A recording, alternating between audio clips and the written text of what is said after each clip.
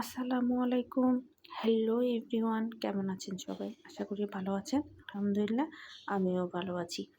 By the way, আজকে আরেকটি নতুন ভিডিওতে সবাইকে স্বাগতম।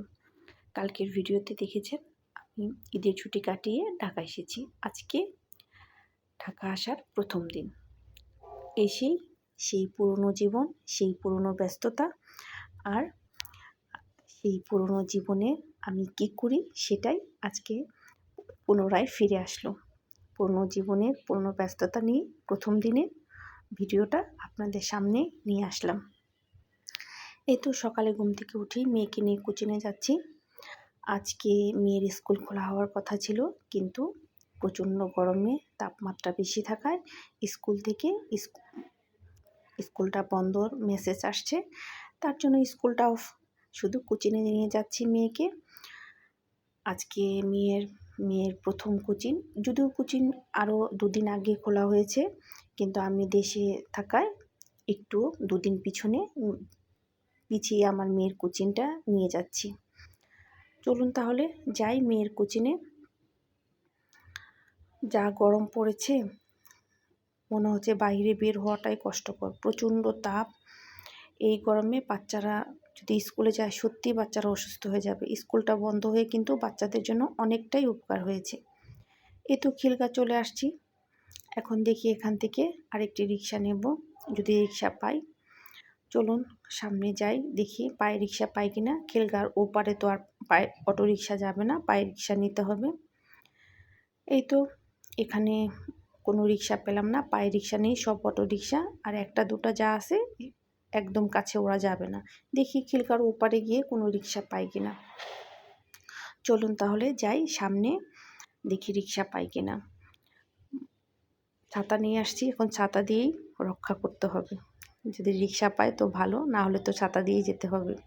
এই তো রিক্সা না পেয়ে মামিয়ে ছাতা মাথায় দিয়ে আস্তে আস্তে করে সামনে হেঁটে যাই। প্রচণ্ড রোদ, রোদে হাঁটাও যাচ্ছে না। মেয়ের কষ্ট হয়ে যাবে, বললাম চলো আমরা ভিতরের গলি দিয়ে আস্তে আস্তে হাঁটতে হাঁটতে চলে যাব ছায়া দিয়ে। কিন্তু ছায়া থাকলেও কিন্তু রোদের একটা তাপ আছে। আজকে রোদের যে তাপ, বের হওয়াটাও কষ্টকর। সকাল 9টায় বের হয়েছি, মনে হচ্ছে যেন দুপুর 1টা বাজে, এরকম মনে হচ্ছে। এই তো আপনাদের সাথে কথা বলতে বলতে মেয়ের কোচিংয়ে চলে আসছি। আজকে মেয়েকে কোচিংয়ে দিয়েই আমি দ্রুত বাসায় চলে যাব। আপনাদের ভাইয়া বাসায় আছে, ছুটির সময় এসে আপনাদের ভাইয়া মেয়েকে নিয়ে যাবে। বাসায় অনেক কাজ।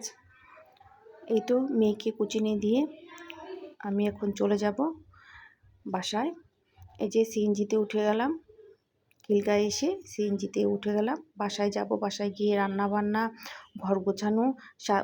প্রায় 10 দিনের মতো ছিলাম না, প্রচণ্ড ঘরে ময়লা পড়েছে। রাতে কোনোভাবে চাদর বিছানা কিছু একটা রুম কোনোভাবে পরিষ্কার করে রাতে ঘুমিয়েছি। এখন গিয়ে সব পরিষ্কার করতে হবে। এই তো আপনাদের সাথে কথা বলতে বলতে সিএনজি থেকে নেমে গেলাম। এখন সামনে একটু আমার বাসা, সামনে গিয়ে এটুকু রিক্সা নেওয়ার কোনো প্রয়োজন নেই, সামান্য 1 মিনিট 2 মিনিটের রাস্তা। বাই দ্য ওয়ে, আমার ভিডিওটি যদি ভালো লাগে লাইক করবেন, কমেন্টস করবেন, সাবস্ক্রাইব করবেন, পাশে থাকা বেল আইকনটি বাজিয়ে দেবেন যেন আমার ভিডিও নোটিফিকেশনটি সবার আগে পেয়ে যান। যারা ফেসবুক থেকে দেখছেন তারা ফলো করবেন, শেয়ার করবেন ফ্যামিলি অ্যান্ড ফ্রেন্ডসদের মাঝে। আর যারা আমার ভিডিওকে সাবস্ক্রাইব করেছেন, ফলো করেছেন, তাদেরকে অসংখ্য অসংখ্য ধন্যবাদ, অনেক অনেক ভালোবাসা। আপনাদের সাপোর্টটা এভাবেই যেন আরও পেতে থাকি, সেটাই আমি আশা করি। ইনশাল্লাহ আপনারা সবাই আমার পাশে থাকবেন। এই তো বাসায় চলে আসছি, দেখেন বিড়ালটা কি সুন্দর না? এই বিড়ালটা আমাদের বাসায় থাকে। এই তো বাসায় এসে রান্নাটা বসিয়ে দিলাম একদিকে, আর অন্য পাশে ঘরটাও গুছিয়ে নিচ্ছি। আমরা যে আসছি সেই কাজগুলো আছে, কিছু কিছু জিনিস গুছিয়েছি বাড়ি থেকে আনা, সেগুলি গুছাইনি, সেগুলিও গুছাবো। রান্নার ফাঁকে ফাঁকে সব কাজ করে নিচ্ছি। এই যে রান্না করছি, গ্রাম থেকে সজনে ডাঁটা নিয়ে আসছি, সজনে ডাঁটা দিয়ে ডাল, আর গ্রাম থেকে লতি নিয়ে আসছি, গুঁড়ো মাছ নিয়ে আসছি, সেগুলি দিয়ে রান্না করছি। আজকে হালকা পাতলা রান্না করছি, কারণ প্রচণ্ড গরম, ভারী কিছু না খাওয়াটাই উত্তম। এই তো আমার রান্না ঘর গোছানো শেষ হতে না হতেই মেয়ে চলে আসছে।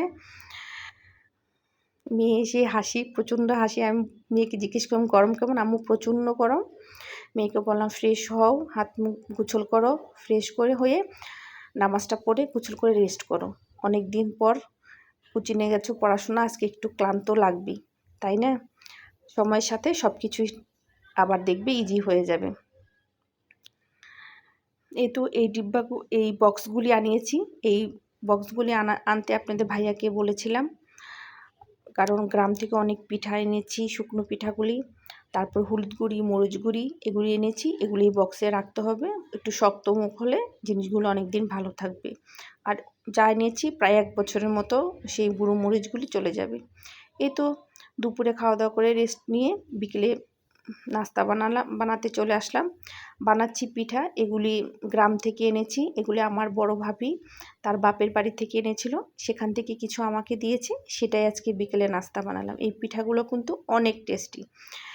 ভাবি বেশ কিছু পিঠা দিয়েছে, এটা অনেক দিন যাবে। ভাবি বলেছে কুরবানির ঈদে আরও বেশি করে পিঠা দেবে। আলহামদুলিল্লাহ, আল্লাহ ভাবিকে আরও দেওয়ার তৌফিক দান করুক, তাই না? নাও তোমার বিকালের নাস্তা। Thank you. পছন্দ হয়েছে? হ্যাঁ। আচ্ছা, খাও। তাহলে আজকের মতো এখানেই বিদায় নিচ্ছি। দেখা হবে নেক্সট ভিডিওতে। সে পর্যন্ত সবাই ভালো থাকবেন, সুস্থ থাকবেন, আমার পাশেই থাকবেন, আমাকে সাপোর্ট করবেন। আসসালামু আলাইকুম, আল্লাহ হাফিজ।